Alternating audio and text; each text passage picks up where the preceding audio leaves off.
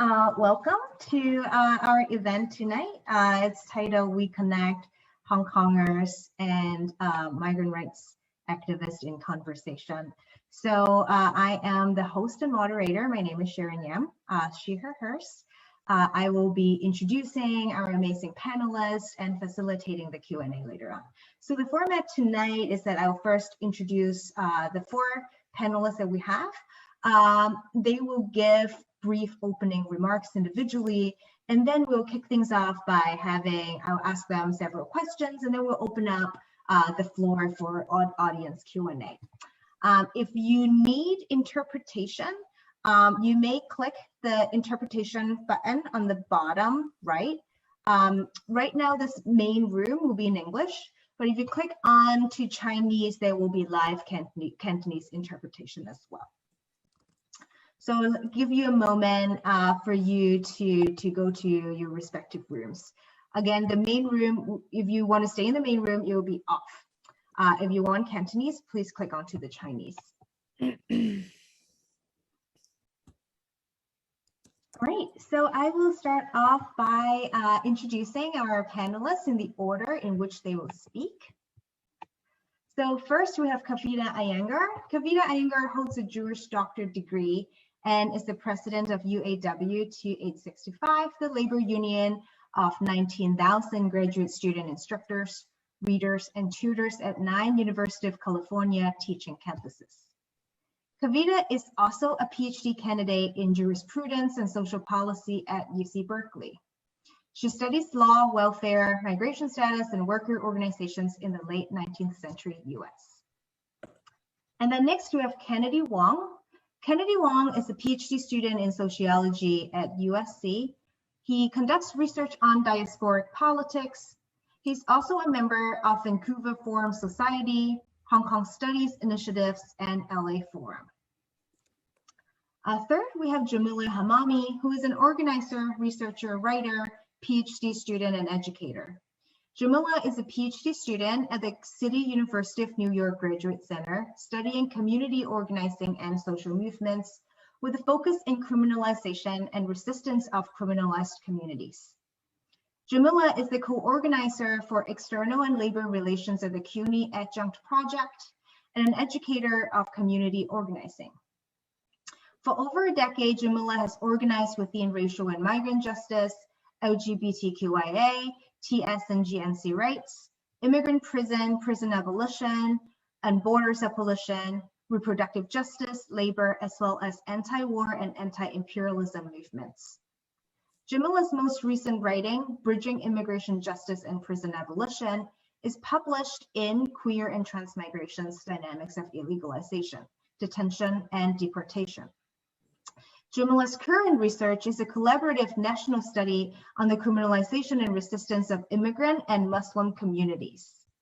Jamila is on the board of directors of the Free Migration Project, an organization that seeks to abolish immigration enforcement and fight for free movement. Jamila is additionally a steering committee member of the annual Open Borders Conference. Prior to graduate school for a PhD, Jamila was the founding executive director of the Queer Detainee Empowerment Project. And last but not least, we have Nathan Chang. Nathan Chang is the digital organizer at the California Immigrant Policy Center, where he works on advancing pro-immigrant narrative strategies as well as digital strategies to educate and advance policy campaigns in California. Nathan obtained his MA in Latin American Studies at UCLA, focusing on immigration studies, and is also an organizer with UAW 2865. So first we'll have Kavita start us off with her opening remark. Thank you. Hi everyone, good evening.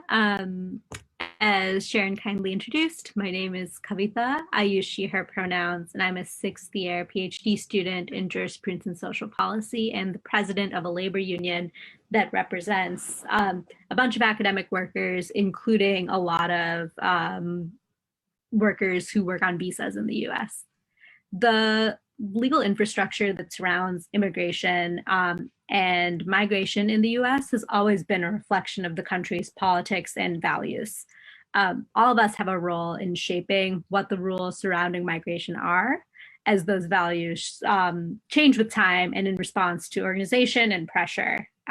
What I wanted to do was start off by offering a brief overview of what I'm most familiar with, which is the legal historical landscape that shapes immigration law in the US today, to hopefully contextualize some of the core concepts that are at play when we're talking about changing immigration law, and to contextualize some of the changes that many of us hope to see and help bring about in the coming years. I know everyone will have varying degrees of knowledge around this, so apologies for those of you who know much more than I do, or the same amount as I do, but I think it's helpful for people to have kind of a shared starting point around what we're talking about when we're talking about immigration law, which includes a lot of things. So there are three main legislative moments that transformed immigration law in the US. We have a Chinese Exclusion Act, early 1920s, 1924 Immigration Act, and then a mid-20th century Immigration and Nationality Act of 1965. Pre-Chinese exclusion, there was quite a bit of largely violent and forced migration to the United States from all over the world, along with migration that was voluntary. This kind of migration was highly unregulated, wherein workers were kidnapped and brought to the US to work as slaves or as indentured servants, while others came of their own volition to work and live all over the country. The principal mechanism for migration regulation in the US was among states within the US, right? We didn't have this federal machinery that was regulating all immigration to the US in a standardized way. There was some, federal regulation, but not in this like totally standardized way that we see today. By standardized, I don't mean the rules get applied equally, but standardized insofar as there's an administration mechanism that is equally funded by the federal government. In the late 19th century, with the migration of many thousands of Chinese immigrants to the US to work on building a railroad and do all the work required to live in a place that is starting to build industry, there was a major rise in nativist sentiment in the US. American legal decision makers turned to executive actions and legislation to exclude Chinese immigrants from coming to the US. Signed in 1882, the Chinese Exclusion Act followed on an act that had banned Chinese women from migrating to the US. These acts lasted until 1924, withstanding legal challenge for two key reasons, and these are two of the core concepts that live with us to this day. That one, the federal government had the power to exclude foreigners, and second, that the US government officials, like port inspectors and the Secretary of Commerce, had the authority to determine who would be admitted. These are some of the two first ideas that are introduced into federal immigration law, that the federal government can exclude people and that it's going to fund specific officers to do that work. Next, in the Immigration Act of 1924, which rather than repeal the Chinese Exclusion Act, just restricted immigration even further, excluded all classes of Chinese immigrants and extended those restrictions to nearly all Asian immigrant groups, and reduced the number of people who were coming from Eastern European countries. In specific, the Immigration Act of 1924 effectively prevented immigration from Asia, set quotas on the number of immigrants from the Eastern Hemisphere, and provided funding and an enforcement mechanism to carry out the long-standing ban on Chinese immigrants. The quotas were set proportional to some old numbers, but the basic ideas here were, again, two new ideas. One, that we're going to have a notion of proportionate immigration by countries. What that proportion would look like would shift pretty dramatically a few decades later, but now we have this idea of proportionate immigration by countries coupled with more funding and enforcement mechanisms. So while it's not totally new that we were going to have federal enforcement, we're going to have specific border patrols, for instance, and we're going to start to have a specific federal machinery dedicated to immigration enforcement. Finally, amidst the civil rights movement in the mid-20th century, there emerged a new consensus to reform US immigration law through a new major legislative vehicle, the 1965 Immigration and Nationality Act. This latest law abolished the national origins formula and created instead what again, I'm not trying to teach everyone immigration law, but it created these 7 categories for preferences that gave priority to different groups of immigrants based on essentially 3 things: labor status, family status, and refugee status. Those were the 3 types of immigrants who were going to be able to come, and they were going to be able to come, again, based on caps by country. Now the caps would apply to everyone, not just the non-white immigrants, but the caps would highly regulate how people would be able to come from many countries, and then what type, I say type in quotation marks, but what type of immigrant was going to be able to come. And it would be for labor-based reasons, refugee crises, and familial-based connections. So to recap, we have this idea that the federal government is going to exclude people and that they're going to allow the specific officers to do that exclusion. Then we have a whole federal enforcement mechanism that becomes funded, and that we're going to have proportionate immigration. Then we decide there are going to be types of immigrants who are allowed to come here, and that we are going to have numerical limits for all countries. This long history is important to have a certain understanding of in order to contextualize a lot of the moving pieces in the debates about immigration law today. Built deeply into the immigration laws in the US are ideas about capping immigration by country, an overfunded enforcement system, and a categorization around types of immigrants by labor status, family relationship, and political status. To change the system, these core concepts will require changing also, because they are foundational to how a lot of migration functions.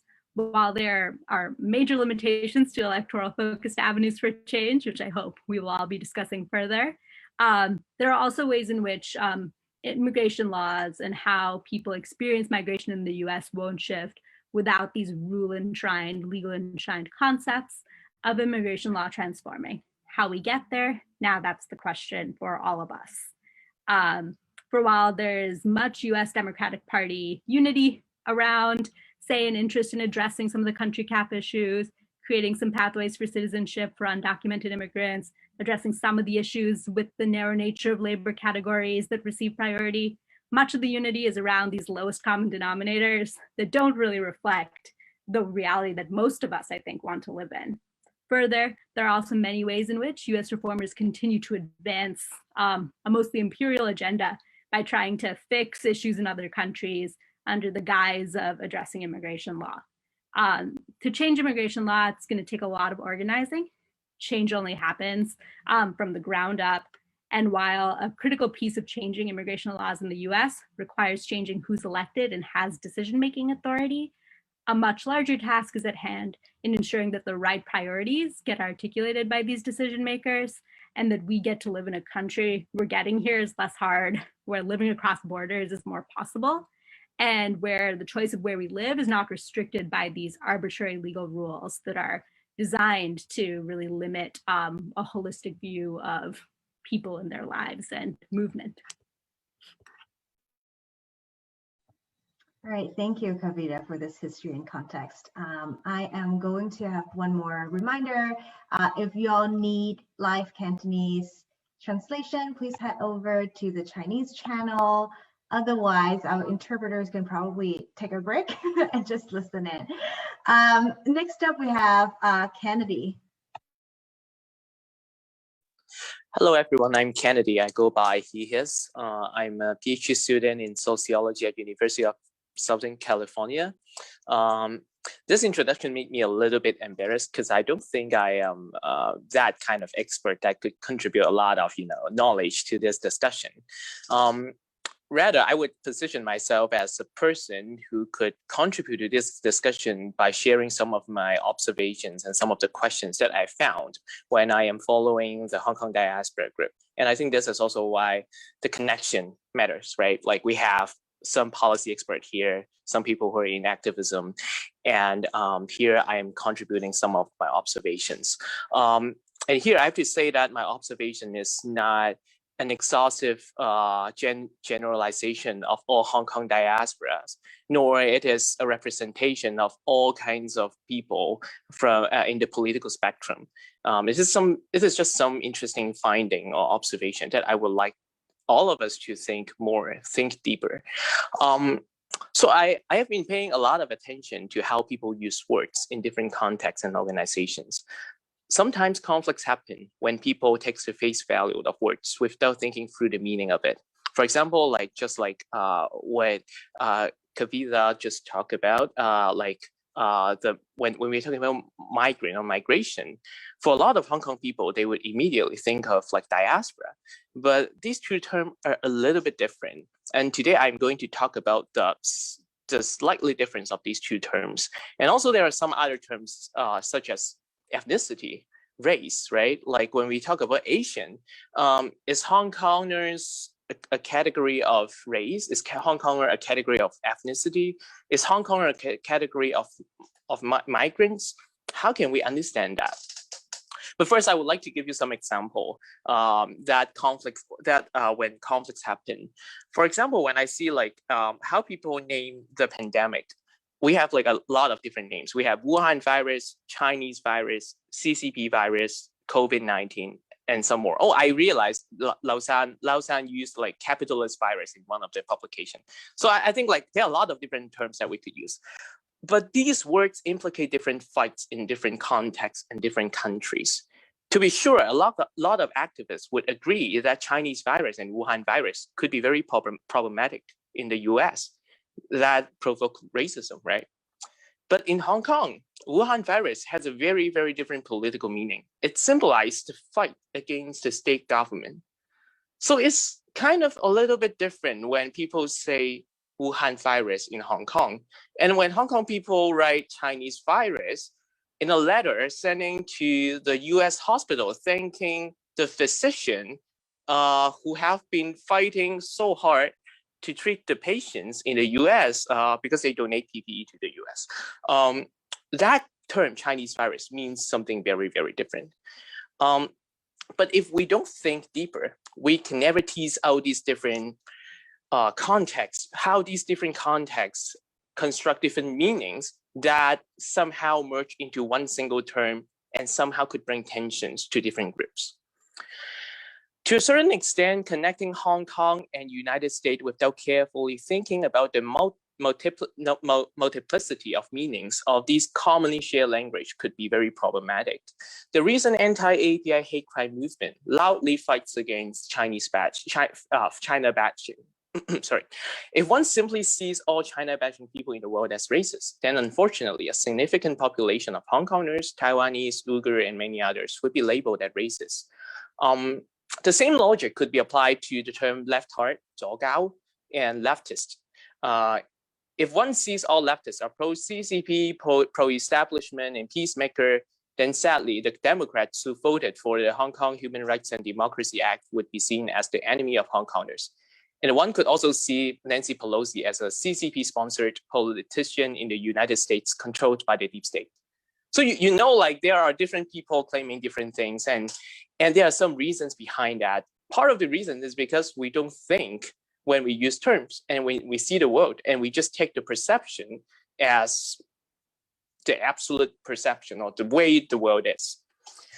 The above two examples, the pandemic and also this the left heart or leftist term, are just tiny pieces of a huge fabric. In my field observation, conflicts happen when people use words without addressing the multiple meanings of them and without thinking through how a single word could bring harm to a community while symbolizing a fight of another. To be sure, language is important. A successful connecting language, like a slogan, could draw a diverse population to come together and fight for the same cause, such as Black Lives Matter and 香港人加油 in the Hong Kong movement. A careful selection and translation of Hong Kong social movement rhetoric could also appeal to a certain group of people in the United States and invite them to empathize with the struggles of Hong Kongers. For example, we have heard a lot of like this kind of slogan, free Hong Kong democracy now, and occasionally handle with care, fuck the police. It works. Somehow it connects people who experienced police brutality in Hong Kong and in the United States, but we have to handle it with care. Otherwise, a lot of problem would happen. So I have to acknowledge the efforts of a lot of Hong Kong diaspora organizations, including Lausan, in trying to connect Hong Kong and other places of the world together. Today, the topic is reconnect Hong Kongers and migrant rights in conversation. Connections do matter to the Hong Kongers in the long fight of anti-authoritarianism. The first question I want to invite all of us to think about is, what are the differences when one sees Hong Kongers as a category of migrant versus a category of diaspora? Before getting into the conversation, I think it's worth teasing out a little bit more to the term diaspora and migrant without surrendering to these two categories and seeing them as the same when people call themselves Hong Kongers. And this is also a very important question when we think about migrant rights and the fight in Hong Kong. Can we connect these two together? Strictly speaking, migrants are people who move from one place to another. This technical category offers no political meaning on its own, but when we take a look at how people are treated as migrants and see themselves as migrants, migrants could be a term with political meaning in a bigger story of migrant rights and justice. So do people self-identify as migrants when they name themselves as Hong Kongers? Well, I would say that depends on who they talk to and in what situation. As I remember, there was a time when I was in a meeting with a group of Hong Kongers. On that day, they were preparing a banner for a rally. In that scenario, they talked about their perception of Hong Kong culture. And unsurprisingly, the conversation was mostly about the Hong Kongers' good old days. And I don't think I experienced that, sorry. When they talked about the cantopop, the music in Hong Kong, it's nothing to do with the recent popular singers who is called Gang Tou. It's more about like some old dude called, with respect, some old singers such as Lausan, okay? So I was not very able to engage in the discussion, but that part of Hong Kong, the place before they emigrate, is embedded in their interactions as a group of Hong Kong migrants. In contrast, the very same statement of Hong Kongers as a group of migrants means very differently when the very same group talks about refugee policies in the United States that matter to a lot of political dissidents in exile, which they call 流亡手足. Well, on the other hand, when the very same group hosts an event, an action or rally that aim at spreading the message of Hong Kongers to the United States or the American public, the term Hong Kongers did not necessarily capture the meaning of migration or migrants. Instead, it is a category of diaspora that connects people in Hong Kong and the overseas and defines by the common interest of fighting against the Hong Kong and CCP state government. To many Hong Kong diasporic organizations and people in Hong Kong, geopolitics matters a lot in their common interest in fighting against the CCP. So the perception of international war front, what they call 國際戰線, that means the fight of like how you could build a representation in the overseas setting and fight for the greater interests of like going against the CCP state government is largely based on building the representation and influencing the geopolitical tension between China and other countries that could potentially help Hong Kong or save Hong Kong. So needless to say, the world's focus right now is no longer on Hong Kong for a long time, since I think 2020.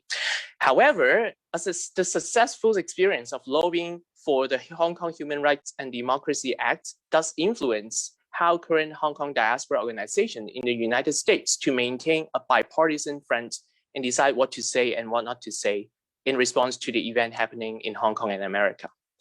So for many of these organizations, maintaining a bipartisan representation is important for being a Hong Kongers in the US who advocate geopolitical intervention to the Hong Kong state government and the CCP. At the same time, the bipartisan representation could draw a strategic yet loose togetherness among the Trump supporters and Biden supporters in their community. Here, I want to clarify that when these diaspora organizations make claims about Hong Kongers, they think of it as a collective representation. Hence, these diaspora organizations values their specific common interests, Hong Kong politics, and the guiding principle of making claims, bipartisan or nonpartisan. When people focus on the strategic value of bipartisan representation, it also brings challenges to these diaspora organizations to form a coalition with other organizations that concerns about the US partisan or political ideological issues. However, from my research, I found that some members of these diaspora organizations would still participate in the migrant rights movement and anti-racism movement, but not in the name of Hong Kong diaspora. They commonly participate in this movement under the name of another category, such as the American leftists, Asian American, Hong Kong migrants, that do primarily possess the meaning or interest of Hong Kong politics. Currently, it is clear that Hongkongers as a diaspora identity has a specific political meaning and constrain diaspora organization in participating certain movement in the America. Is it possible to broaden the meaning of Hong Kongers while Hong Kong is still under an ongoing political struggles? Can we advocate for migrants' rights as a group of Hong Kong immigrants instead of diaspora? I conclude my sharing by listing a few challenges that I realized. First, I think Hong Kong immigrants is a broader category that could encompass pro-CCP and anti-CCP migrants. When people are fighting for migrants' rights for Asians, for migrants, those who are pro-CCP could also be benefited. Can those who have a strong commitment to their homeland politics advocate for something that could benefit their homeland political opponents? I think this is something that a lot of activists concerning the Hong Kong diaspora have to think about. Second, many migrant rights organizations could build solidarity by emphasizing their ethnicity, like a lot of pan-ethnic activism. Could Hong Kongers do the same by emphasizing their Chineseness? If not, can Hong Kongers be seen as an ethnicity? Would such a move simply go back to the idea of Hong Kongers as a category of diaspora that fights for the common interests of anti-CCP? Or it could be something else that merged into the Asian pan-ethnic movement while preserving its own political commitment. Third, if the term Hong Kongers has been strongly associated with the homeland political interests over the past 2 years, what are the possible ways we could bring Hong Kong diaspora organizations into the conversation of migrant rights in the US? Oh, actually, this is the main topic of today, but this is also a challenge. Fourth, and the last, if bipartisan representation has been a core strategy of diaspora organization, is it possible to fight for migrant rights without harming such interests and representation? So I will just pass the time to the next panelist. Oh, and I think Sharon would help me to translate it. Yeah, so thanks for listening. Yep, thank you so much, Kennedy. There's already a question in the Q&A in the chat box for you about Milk Tea Alliance, so maybe we can get to that later on during the Q&A. Next up, we have Jamila. Hi there, how are you all doing? Thank you so much for having me. My name is Jamila Hammami, and I've been organizing for some time. I shifted into immigration organizing around 2012 or so through an internship that I had that was focused on immigration detentions here in the United States. And I had also just had a lot of interest in it. My father is a migrant. So for me, that was something that was really important. And especially once coming into the understanding of LGBTQI folks and their impact, like the impact of the immigration detention system on them. As someone else who's also queer and trans identifying, I had a lot of, I guess, desire to ensure that we could provide some sort of support to them whenever they were inside of immigration detention, and then also whenever being released. So QDEP is, I'm the founding executive director. We were founded in 2014. It was during the Obama era. And so it surprising. I know a lot of people think of Obama as something very interesting, but we actually call him the deporter in chief here. And so people were coming here seeking asylum that we were working with, and they were dealing with all kinds of criminalization whenever they're out in the community because of things like everyone probably knows the Notorious Felons Not Families speech where he was changing pretty much his deportation plans to, people that had criminal convictions, but things have been expanded.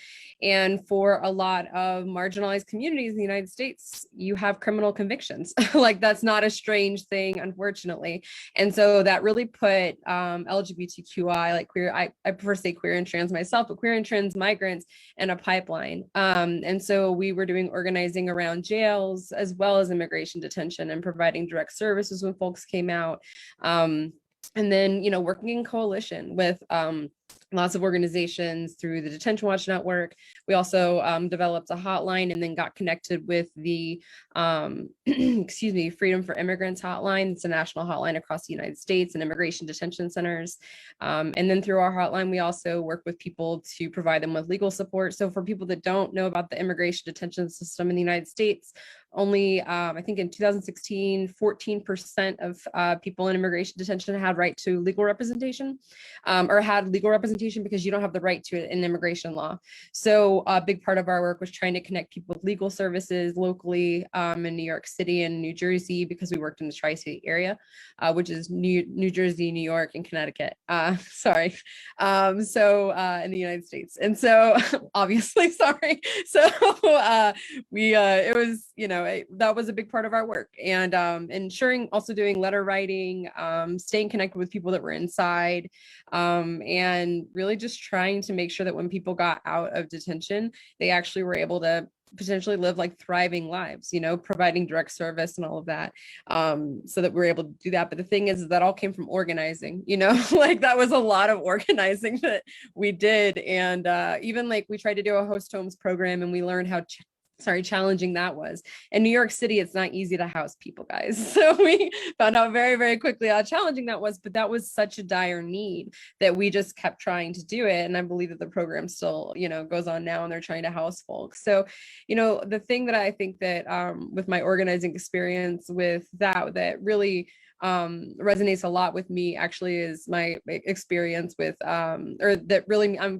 grew up in Texas, so doing border crossing towards the end of my time at the Queer Detainee Empowerment Project was one of the most powerful experiences that I've probably ever had, and so that's definitely something that I can definitely mention later, because that was actually something that is a longer thing to speak to, definitely. But since then, my organizing has really been focused on open borders and border abolition. And that's the kind of stuff that I do right now, and doing a lot of political education work through the Open Borders Conference, which I think is really important. I think that the movement in the United States for immigration is growing rapidly. We're in a really dire situation, actually, where Biden tried to just cut the refugee number down to Trump level. It was like 15,000, and now he's getting backlash and he's coming back. He's also been deporting people through ridiculous policies like Title 42. So it's been disproportionately towards Haitians, like Black folks. So it very seemingly in lockstep with historical issues with the United States and treating Haitians with dignity and respect and humanity in the United States. So I think that we have a long way to go, but I feel like we're working really hard across so many different avenues and coming together to really build like a cohesive immigration movement that's even more cohesive than it was before. Because for a while it was quite split. I mean, you can kind of see it with abolish ICE, right? For example, but before it was not quite like that. So it's nice to see that kind of shift over, because that was part of like the work at QDEP, was to really kind of abolish this like heteronormative sort of labeling of like, it needs to be about, keep families together. Rather, it needs to be everyone should not be deported or in detention. Like that's how we saw it. And that's how I still see it to this day. And that's a big part of like the work of QDEP, was to really like break down those barriers. Thank you so much. Yeah, thank you so much, Jamila. And then we have Nathan.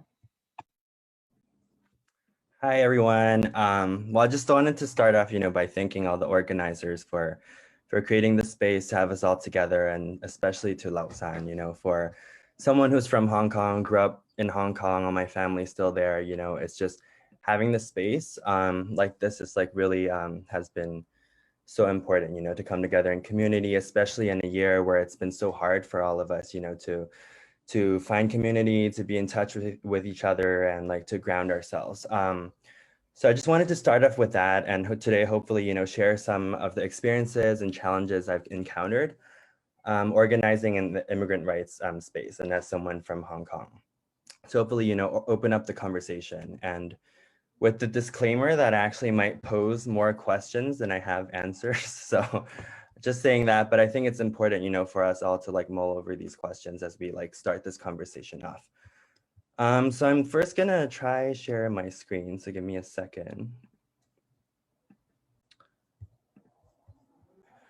But so I wanted to start with a photo of this, for everyone from Hong Kong.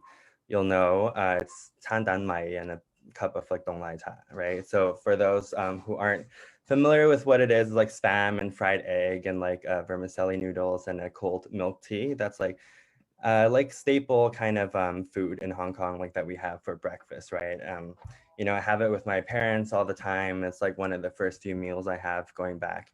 And I took this photo in LA because for me, food is a place of a thing of comfort, And for those who like can't go home right now, I often connect back home through food. But I wanted to kind of preface my conversation and what I'm going to talk about by just sharing the fact that, what we're talking about today is something that's very personal. And that my place in the world and also like my organizing strategies, how I see the world are all like deeply informed by, my family, my experiences, my senses of belonging, and always finding ways of connecting. And so food is a way of like connecting with people, places, but organizing is as well, right? So just give me a second. I'm gonna try to end the screen sharing. Okay.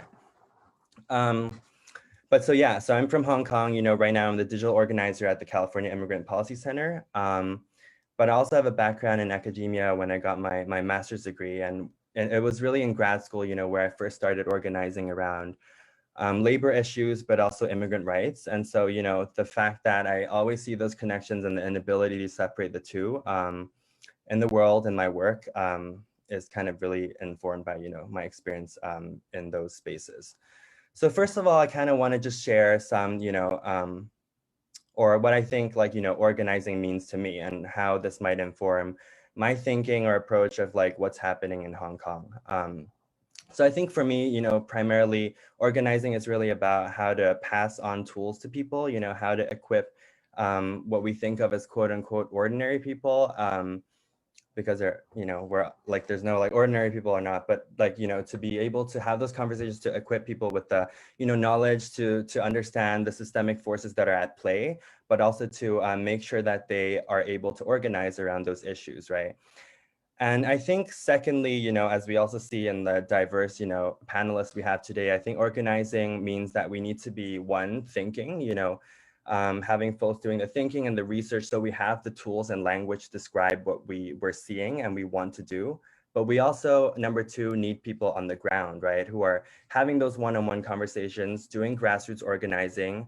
And not to say that 1 and 2 are like mutually exclusive, because I think a lot of folks, even just on this panel again, show it's not like different people, but I think it's just important to have those different things, in conversation with each other as we kind of think through what moves people, how to make connections, and how to really create change through organizing. Yeah. And lastly, to me, I think organizing means no impartiality. I think in organizing, there's no impartiality, you can't be impartial. And I speak as someone who's directly impacted, as an immigrant myself, right? How do we bring our desires to change systems and to imagine what a different world or system would look like to our work? And so I think that's important, but like moving beyond that too, as an organizer, how do we get people who aren't directly impacted looped into the work we're doing, right? To really build a powerful and strong and diverse base to support our organizing work. And so I guess specifically in immigrant rights, right? Some of the lessons and challenges I face, I think I'll share a little bit too, and I'll share, my experience working in the policy space. I do grassroots work too, but I'll speak more to the policy aspect because I spent a little more time in my position at CIPC doing that. And I think one of the important kind of takeaways and like things we should keep thinking about is like the importance of telling stories that are intersectional. And I share that experience from having worked on multiple different campaigns in the state, to really how like we can use these narratives and these stories to move beyond single identity politics, right? And to really be able to create or to use stories to create a narrative shift to also, with respects to immigrant rights, how it is, you know, I think it's a goal that we always have in mind to move beyond really a partisan issue, right? That's not focused on sensationalism, but really on like people's lives and what people deserve and should be able to live. And in terms of like narrative building and stories, I think it's also important for us to think transnationally, which takes a lot of, you know, conversation and education, right? And I cite the example of like, you know, the recent tragic murder of 6 Asian women in Atlanta. And after that event, you know, a lot of immigrant rights groups were putting out statements and kind of like denouncing what had happened. But actually, if you look closely, very few groups had a transnational lens. And I think that's really important, you know, as we think about stories and like narrative shift and change, how we can always cast our lens wider, you know, to have these perspectives. And especially with, you know, immigrant rights, like that transnational perspective can't be omitted, right? Because it's such a key part to our identities and kind of what we're organizing around. And I guess one of the last things I had written down when I was thinking through what are some like things I've learned was also the importance of mapping power, right? Because, you know, in my work, we have a lot of stakeholders. We have politicians, legislators, public, the reporters, media, people on immigrant rights, people who are immigrants, people who aren't. And so how do we, like, when we're again thinking through back to like story sharing, narrative shift, how do we really have a strategy that marries all these stakeholders together, or like is really comprehensive in a way that is able to use those like stories to change something? But ultimately, I think, you know, working in policy too, and just in an organization, some of the challenges I wanted to highlight, you know, is I think, especially with respect to working in a coalition, that's just useful to have conversations about, is like to get on the same page in terms of like an end political goal or aim. And I think that's sometimes something that limits our capacity to really create change. But I think it's healthy to have those conversations in coalitions. But that's sometimes where the tension arises, right? When we're, okay, we might be, again, back to my work, like pushing for a certain bill, but like, what is our end goal? Like, is this bill the end goal, or do we have something like further and more progressive in mind, right? And that's important because it affects our day-to-day communications, what we put out, what like the stories we're trying to put out and all that. And also in the policy space, I think, you know, how to not have an issue or a bill or a story really weaponized, right? I think in immigrant rights too, it's really easy, you know, when we're having this goal of like putting something out that's not, doesn't feed into the sensationalism, doesn't feed into like all the bipartisan politics, but a person or a key stakeholder could just like, you know, grab this and like kind of like go all over the place and say stuff about it that really weaponizes like something you didn't want to be weaponized right at the start. So I think ultimately in immigrant rights too, it's about how we move beyond a partisan issue, which again, is one of the questions I don't have an answer to. And with respects to narrative, you know, building and sharing, how we can use messaging and research to do that. So lastly, I kind of wanted to bring it back to, you know, the work in Hong Kong. Again, I don't have answers, but it's some questions I think are important to pose as we really organize towards the transnational diasporic politics with regards to what's happening. So firstly, you know, I asked the question of what it means to organize in the US and how we can utilize the policy space, but move like this issue beyond a partisan issue. And secondly, I asked, you know, how it is that we can continue harnessing our collective power and make use of our really strategic locations around the world, right? And that's physical space, but apart from that too, how we can make use of the digital space, right? To really move beyond having a lot of siloed conversations. And I think we've kind of seen that in the last year, you know, being forced to like transition a lot of our kind of communication to the digital realm. And also how we can remain creative, I think, and keep our imaginations alive. And I think that's a really key part of organizing too, right? Because it takes a lot of our imagination to like really envision and imagine what a future that looks different can be like. And then just two last points or questions that I wanted to, or things that I wanted people to keep in mind too is, firstly, how we can, in organizing work, continue practicing self-care and take care of each other. In movement work, which is often really long and tiring and definitely, supersedes like any one of us, right, sitting here today and talking. And lastly, the thing I wanted to share was, I'm going to share my screen again, but some more food. As you can tell, I really like to eat. But on the top left, it's a photo of like chamoy, a Mexican candy on an apple. On the top right, it's actually what chamoy originally came from, wamoy, a kind of like dried salted prune from China. And for those in Hong Kong, you recognize the store Yao Ji there. But, and on the bottom left, it's menudo, another like Mexican dish, made from like beef tripe. And on the bottom right is a photo of a really typical Hong Kong street food, which is also somewhat similar, right? And I share these images because I remember the first time I talked to my friends and found out, oh, wow, they have like actually something so similar in another part of the world and another culture. But neither of us had known about these connections, right? And with the chamoy, it was actually, you can trace, the story of migration of Chinese folks in the 1600s. But on the bottom with like the beef tribe, I think that's just something similar that I remember being like marveled when I found out like, oh my God, like there's something so similar and I love this. But I share this because I think today I want to, implore all of us to continue seeing the world beyond the immediate world that we occupy, right? And to really like be able to learn from other people, learn from other movements and have those conversations and remain really inquisitive, because it is exactly through that and exactly through spaces like this, right, that we can see the interconnectedness of things, of, our struggles, our identities, and, ultimately our liberation as well. Thank you. Thank you so much, our four of you. And audiences, if you have any questions for the panelists, please put them in the chat. But I'll start us off by asking Kennedy first.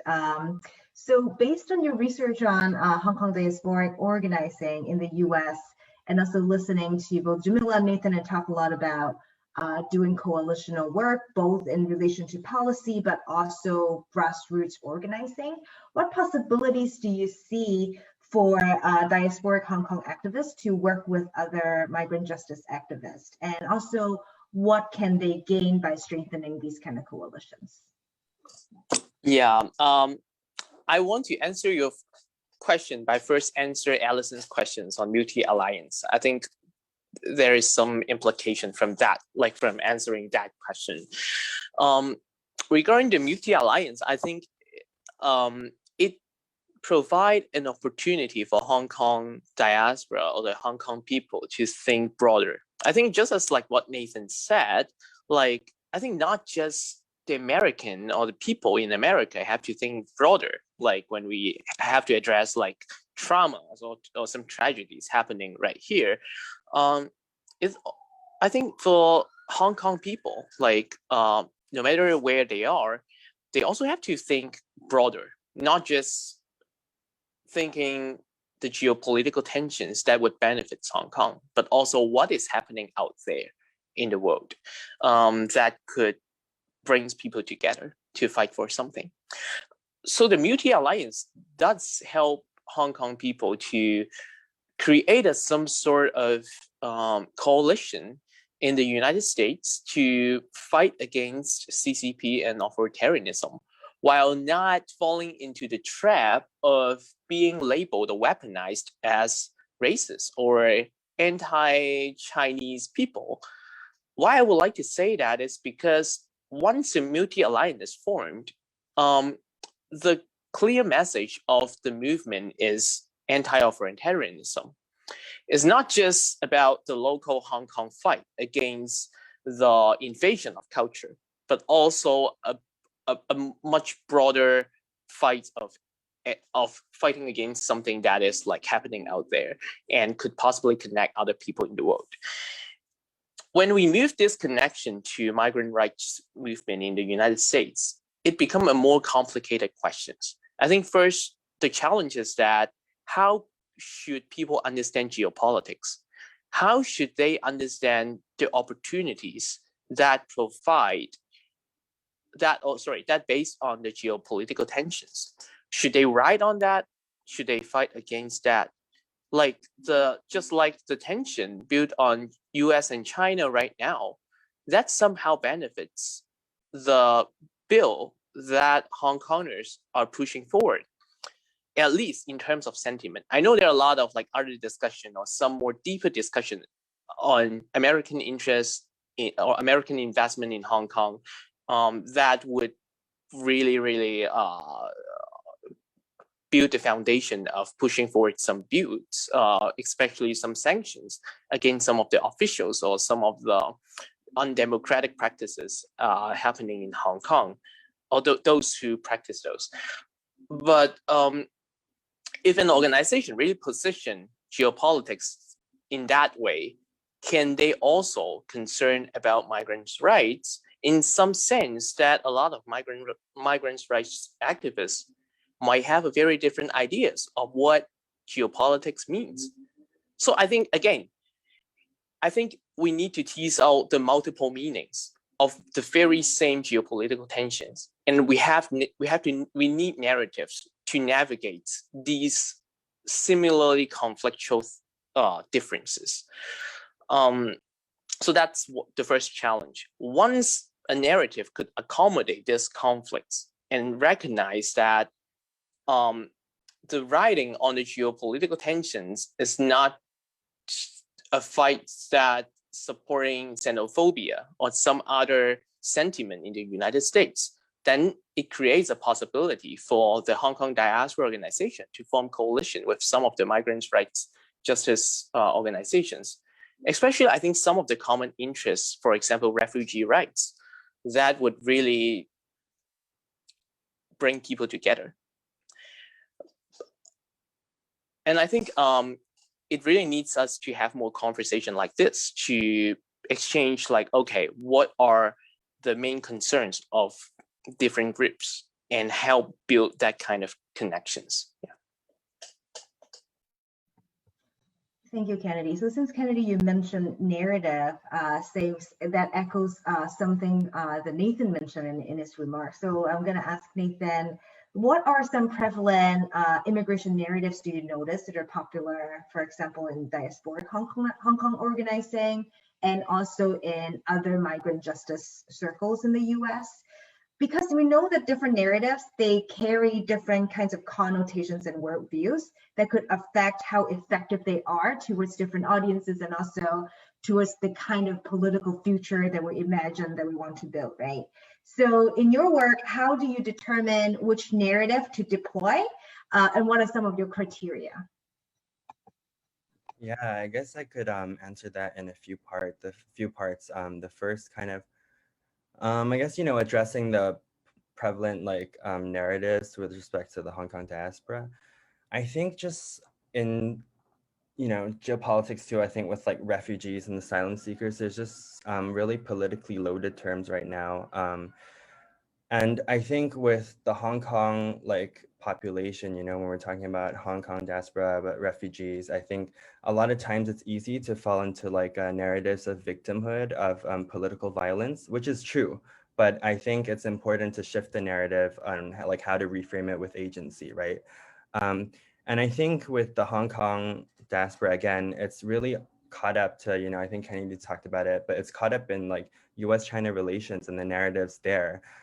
So I asked, maybe how is it that we can frame it outside of that? Yes, we are concerned with fighting against and back both US and China imperialism, but then is there a pathway of self-determination outside of this colonial and imperialist context? I asked that, but then I think on the flip side, it's also, that's why I was I have a lot of questions. But I think on the other hand too, is how can we also frame it with the history and perspective of colonialism? And I think in a chat we had talked, where we talked briefly before, with Hong Kongers, I think a lot of the population abroad also, because of histories of colonialism, have a second citizenship and multiple even, that really affects, the just I think everything, right? And I think so it's important to have that perspective in there too.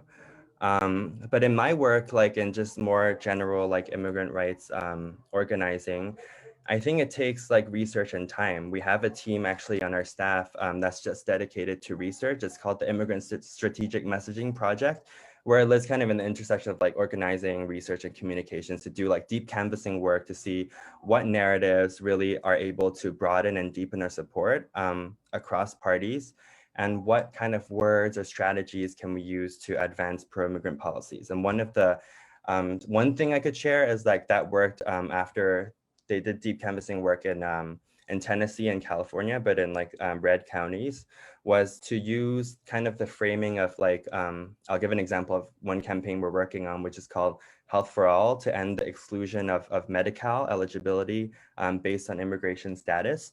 But one thing that works is like, it's really subtle, but it's tested through research, is to instead saying we want to be included, but to reframe it as like, we should not be excluded from this thing.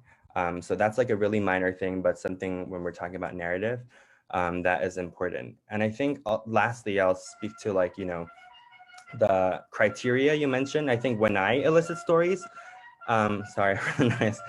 One thing that I always try to approach it from is like an angle of empowerment. I've noticed like in, you know, media and reporting and journalism, a lot of times, you know, they seek stories with I've talked to a few of them. It's like, oh, like, how do we protect them, anonymize these stories? But for me, it's like the opposite, right? I think we obviously do whatever the person is comfortable with, but we should always be seeking in a from an angle of empowerment. Because I've taught classes too where, you know, we had to work on story assignments with immigrant students. And I think when you talk to them, a lot of people are really happy and really eager to share their stories. So I think that's the last thing I wanted to add. Thank you. And again, I want to encourage audience, if you have questions, please drop it in the chat. My next set of questions is for Kavita and Jamila. So we understand that there are different approaches to policy advocacy, or to focus on grassroots organizing with coalitional building with other grassroots movements. So my question for Kavita first is that, like Kennedy was mentioning, some folks assume that successful policy advocacy must be bipartisan. So we must simultaneously garner support from the GOP and also Democrats. But in your advocacy work, it seems that that is not always the case. So can you say a little bit more about how advocacy could be effective without necessarily being always bipartisan? Yeah, absolutely. And yeah, that's a great question. And I think a question that is iterative and a question that is constantly getting considered and reconsidered. But I'll start by saying there's different kinds of advocacy that I think lend themselves to different forms of this more like bipartisan approach or whatever. So, you know, growing up in a diaspora community in the US, I very much understand that there's this tendency to like try to keep partisan politics out of when the discussion around migrant issues, because it was very important to my family and the family members of all my friends that we be, you know, Americans, and that's what we are. And it's not about being Democrats, it's not about being Republicans, it's about being immigrant in this country and making things work or whatever. And so I think there's like a fundamental issue at stake when we're talking about like diaspora politics, like Kennedy was saying, versus something like immigration justice or migrant advocacy. And in thinking through migrant advocacy, I think there's really important ways in which the current political moment we're in right now lends itself to a reconsideration of bipartisanship. You know, I think Democrats in this country suffered under an illusion for decades that, you know, they could work with the Republicans. If they worked with the Republicans, then things would get done. And I think this illusion of partnership has really disappeared in the last 4 years, with this fissures within the Republican Party opening up around people who they can't work with, who they never could work with, right? Just to be clear, but that they had the sense that, okay, we could be, they would think of themselves as a center-left party. Really, they were a center-right party by trying to create this fake middle ground between them and the Republicans.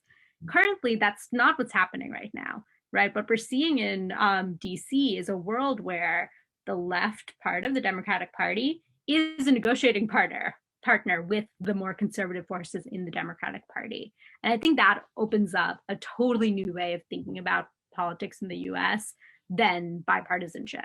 Because what we're seeing right now is a world where, as Jamila said, Biden is no saint. Biden's policies are much more left than anything we've seen of a Democratic president in the US in the last few decades. And that's in large part because we have this new world where the progressive forces in the left and the Democratic Party, whichever home we're gonna say we're existing in, have a lot of force in shaping what the legislative policies are going to be. That being said, not to get too much into American politics, but immigration reform legislation is not going to pass unless Democratic senators let go of the filibuster. That seems unlikely to happen in the very immediate future.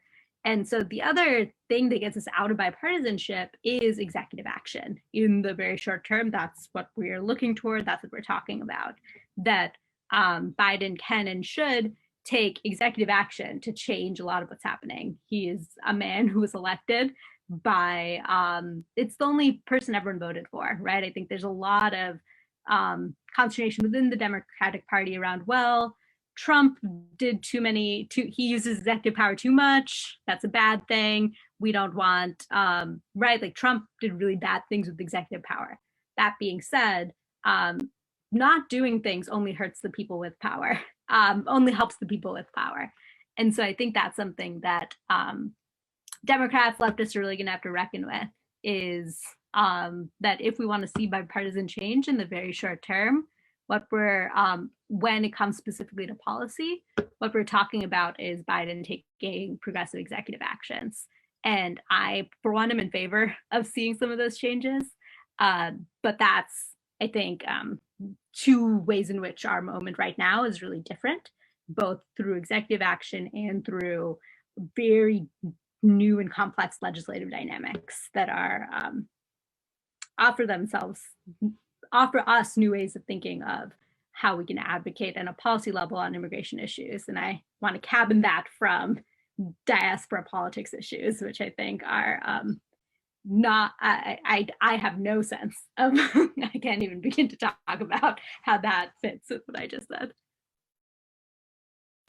Yeah, thank you. So my last question will be to Jamila, which is like your work focuses a lot more on grassroots organizing, providing direct service to marginalized groups, and also building coalition with other activists. Can you share why you choose to focus on this mode of activism, and also how does this bring about concrete social change?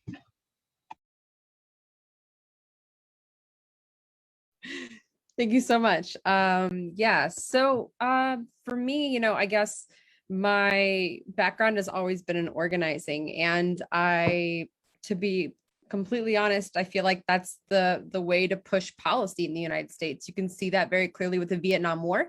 The anti-war movement against the Vietnam War is what stopped the Vietnam War. That is what stopped it. That same thing with civil rights and the Black Power movement in the United States.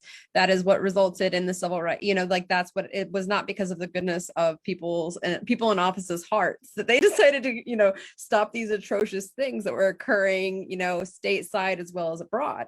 So for me, organizing has always been sort of the beginning point to get our policy actually shifted. So actually earlier, Nathan was talking about the need for there to be research and things. And that was actually a part of my goal of moving from doing specifically like only grassroots organizing into doing research, is that I started writing about the things that were occurring on the ground because we couldn't see it anywhere. And so it's been like a fine line, even you're right, about kind of balancing, organizing and doing research, and what does that look like and mean, and how you the whole goal is like to publish, digestible information about immigration in the United States, because none of it is. And like to actually, and I mean, honestly, none of it is. Like, I thought about going into 287Gs with you guys because a letter like just happened in February, but I was like, that's such a complicated thing to go into all of these different things, these different policies, like secure communities and like 287Gs and all of these things. ICE detainers exist in the United States because immigration law is intentionally complicated. Right? It's intentionally this way. The system is built this way. So for me, I see community organizing in migration spaces specifically as being like a very extreme pushback against kind of like the reality of the fact that we're kind of existing in like social and economic order by keeping migrants inside of immigration detentions and prisons, right, and deporting them. And so that's been a big part for me, I guess, is kind of seeing these other things, but building coalition is a big part of that. You can't do this work by yourself. Unless you're in a coalition and you're building together, then you're not going to be able to make fundamental change. And so, for example, I guess I could briefly bring something up around the 287G thing, but there are a couple of policies in the United States in immigration law. There's secure communities, 287G, and ICE detainers. All of them essentially kind of build up into a situation where people are deputized and sometimes not deputized to essentially play out immigration policy. Federal immigration policy with immigrants, and then it results in detention and deportation. People have been advocating against this for years and years and years. People have, 1996, I think is when Detention Watch Network came to exist because of those laws, I believe. I'm not positive. I have to make sure on that, but that was a part of the organizing with Detention Watch Network and these other organizations. And how important that is, freedom for immigrants. But the work of pushing for that for so long has resulted in, because of the current immigration situation that we're in the United States, over 60 members of Congress sent a letter to ICE in February of this year saying that they needed to end those agreements. That was, because deportation has been so rapidly occurring in the United States, and because honestly, the way that they've dealt with the situation with the surge of migration, which is really a humanitarian crisis at the border right now, is by deporting and detaining youth as well. And so that really is pulled at the heartstrings, but the root of it is that these programs are deporting people in mass amounts. And so the push against those and through coalition has resulted in this sort of thing happening. I think you can also really see that with Abolish ICE, for example. Abolish ICE actually came to be way before it actually became popularized, right? It actually came out of the Not One More deportation campaign. And that was really focused in a time whenever things were focused on sort of good immigrant, bad immigrant, DACA, DAPA, these different sort of good, moral, upstanding migrant ideas. But Not One More deportation was actually a pushback against that. It was kind of it was a complete belief system that no one was disposable, right? That no one deserved detention or deportation, and people were dealing with the cruelest violence under Obama. And then from there, that kind of stemmed with the Black Lives Matter movement into building kind of Abolish ICE. And since then, and that was, many years ago, since then, I think in 2017 is whenever it was tweeted for the first time, and AOC has picked it up, and now people have it as a part of their platform in the United States, which is wild. But that was created by the most marginalized people that were experiencing the most violence in the United States from the migration system, from ICE. It was undocumented people, it was queer and trans people, it was Black folks, women of color, people that were dealing with, disproportionate poverty. So that's something that's a very tangible thing that we can see right now, because I think everyone can kind of see Abolish ICE blowing up on the internet, right? No matter where you're at. And it's kind of strange to see that coming from a politician, to see AOC or to see anyone saying, Abolish ICE. If it I don't know if it's going to happen, but at least we can say that we can see how the grassroots is really shifting policy and making concrete demands and shifts and change. On a smaller scale with direct service and those kinds of things, sometimes I think organizing is important sometimes, even if it's not going to result in policy change, right? So for example, one of the things that was really important I brought up earlier that, I really value in my organizing experience was doing the work around the border crossing for the first sorry, trans queer migrant, caravan. My mind is going a little, sorry, first trans gay migrant caravan. My mind was a little, with that experience, though, the reason why I feel like it was so incredible was one, I mean, obviously like helping someone cross the border, even if they're going to have to go into detention, but knowing that you're gonna be able to like provide them with services and like support them while they're going through their legal situation is huge. But the other piece of it was the fact that these folks had come from Central America up through several countries up to the US-Mexico border. It was honestly like we were the end point. There were lots of people that were the end point in the United States, but like it was honestly transnational organizing, right? Like that's like such a huge deal and something that we really need to be like thinking about. And that is a big part of why I'm open borders, honestly, is because of that experience and hearing about what people had to go through within each border and, you know, having to deal with like, you know, police in each space as well. The thing is, the narrative isn't that different in the United States, right? So it's just like, I would think a lot about how that is the case, and then how also prisons are prisons are prisons, and that nobody deserves to be in them. And so whenever we do this sort of organizing around migration, it's that nobody deserves to be in detention, no one deserves to be deported, and all these campaigns have really built up to this. And I think we're all kind of at that place now within immigration movement. In my opinion, I'd love to hear the people's thoughts, but within the immigration movement, that no one deserves detention, no one deserves deportation. Like no one is making, yeah, exactly. But before it wasn't like that for a while, right? So, I mean, that's because of the grassroots really shifting that narrative and saying nobody deserves this, even if they have a petty shoplifting crime or marijuana charge from like 1981, right? Things like that result in people's deportation in the United States. So that's, yeah, so those are just, you know, I think that the grassroots is important, but I think that also pressure point organizing is as well. I think that litigation is important. I think that advocacy is important. I think that research, but I really think that it starts at the grassroots. Yeah, thank you so much. I'm conscious of time, but I would try to ask just a couple questions from the audience. So I'll kind of combine Peggy and Art's question together. So Peggy asked, do folks think they will help build internationalism if Hong Kong activists reckon with the local lack of connection with Hong Kong migrant workers and refugee justice organizations based in Hong Kong? And Art had a similar question about it locally in Hong Kong, is there an understanding of the need to support the rights of migrant workers as well, and to spread awareness there? I think I can answer the questions. The quick answer is no. The reason is that the biggest fight in Hong Kong is sadly not capitalism, sadly not migrant rights.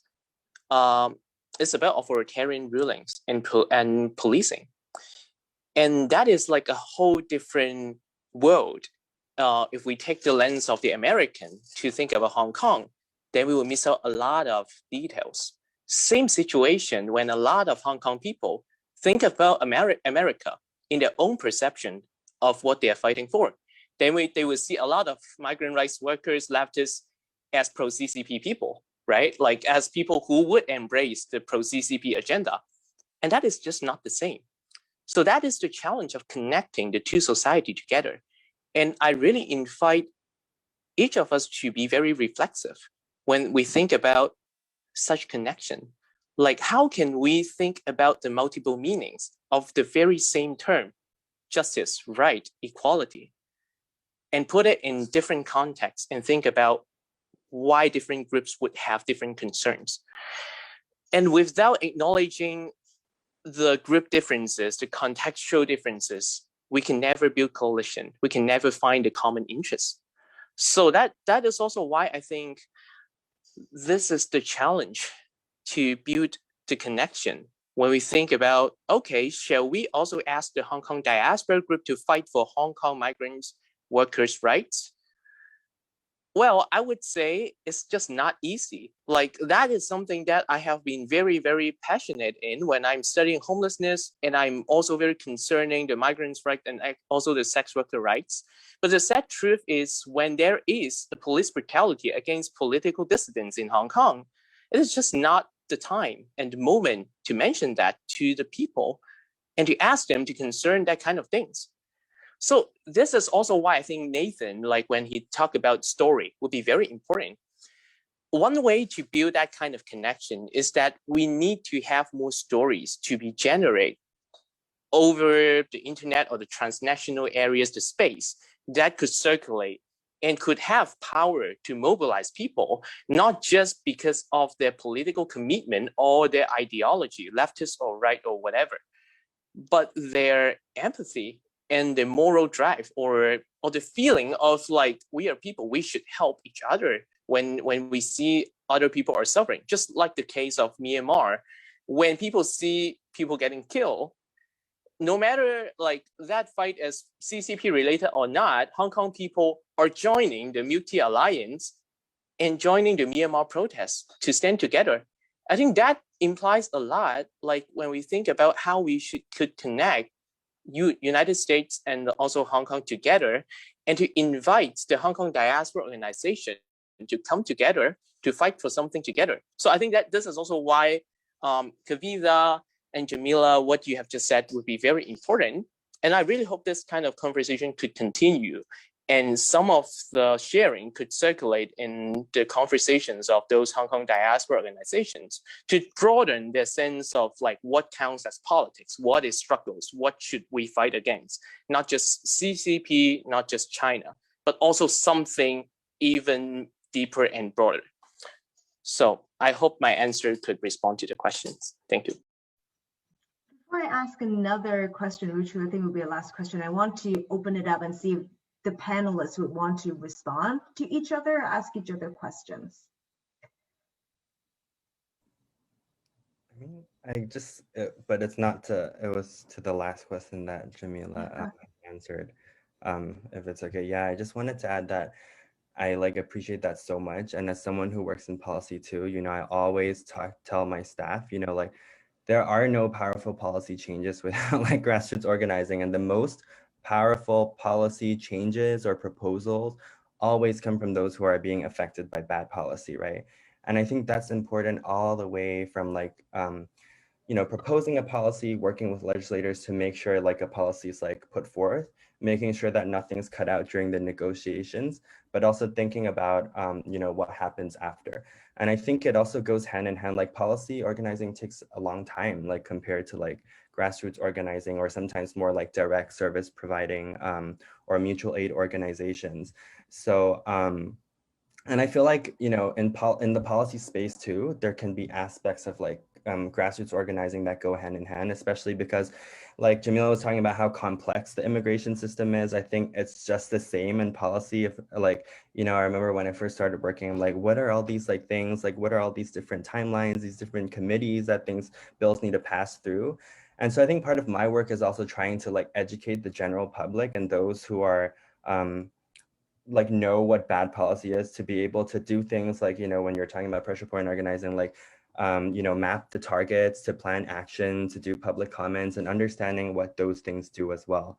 And I was like, I'm also a huge fan of QDEP. I was like, you know, participated in their like pen pal program. And I think, you know, with like a lot of, yeah, I just think that all this like coexists, and they're all different strategies with different timelines. But I really do think the power is always, you know, with the people. And so grassroots organizing is always like the most powerful. And I think without that, it doesn't inform any of the other strategies. Oh, I absolutely agree, Nathan. Actually, I did some policy work actually for as a portion of my time at QDEP and also prior.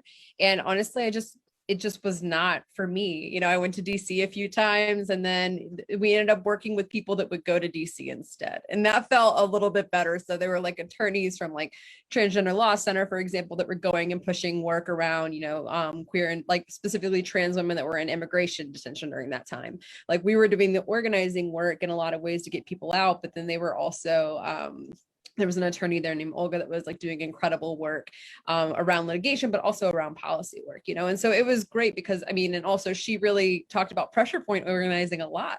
And I completely, after meeting her, completely was like, yes, this is the way to do it. Because like some people are meant to be policy people. Some people are meant to be attorneys, you know, like, and that's completely fine. And some people like are, figuring their way out between all of it, right? And so I definitely find that, for me, policy wasn't really it, but like I feel the power, I think what you're saying within the grassroots and with organizing, but I have so much appreciation to attorneys that do litigation work. I mean, at Free Migration Project, the executive director is an attorney and he does incredible. He actually was a part of our organization, Free Migration Project, was a part of a lawsuit against ICE recently, for example. So, these kinds of things are very important in order for us to actually make fundamental change as well. So I am in great appreciation of everyone's work here for sure.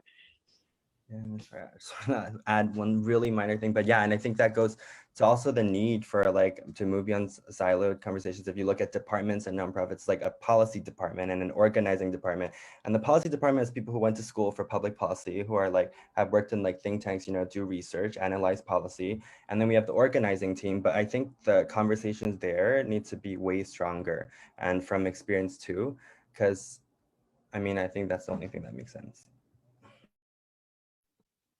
So I'm going to ask the last question tonight, and I'm once again going to combine two questions into one.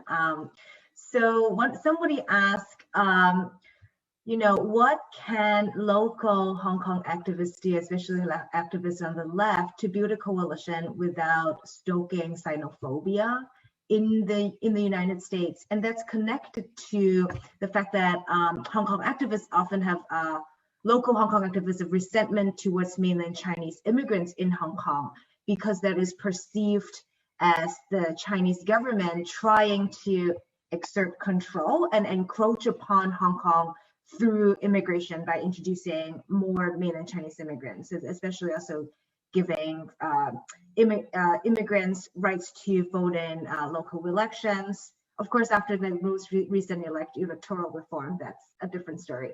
So I'm wondering from Nathan and Kennedy, what do you think of these questions? Yeah, I can say something. First, I think the sentiment in Hong Kong is a little bit different. I'm not sure whether or not we should use the left-right category to categorize that. It could be very problematic to think of all people in Hong Kong who are against the Chinese immigration as conservative, or just like the one in the US. Again, the same thing again, putting the lens of the American to see Hong Kong issues could be very problematic. And I can just give you one example. There was one very young political dissident just left Hong Kong and applying, I think that person is applying refugee in a country, I won't say where. And that person, when that person resettled in a country and saw the recent anti-API hate crime movement, that young political dissidents who have been very against the Chinese immigrants in his life just said maybe I'm just a racist. And that question actually is very meaningful. Why I want to say that is that you notice that that person, when he lived in another context, when he moved to another country, he understands that the way he has been doing in Hong Kong is not appropriate in another country. So how can we bring this into conversation and make people realize that, yeah, there is a certain sentiment in Hong Kong that could be dangerous if we move the same sentiment to understand United States and advocate something here. And also the other way around. So again, no answer, but more questions to think about, which is good. I will leave the time to Nathan.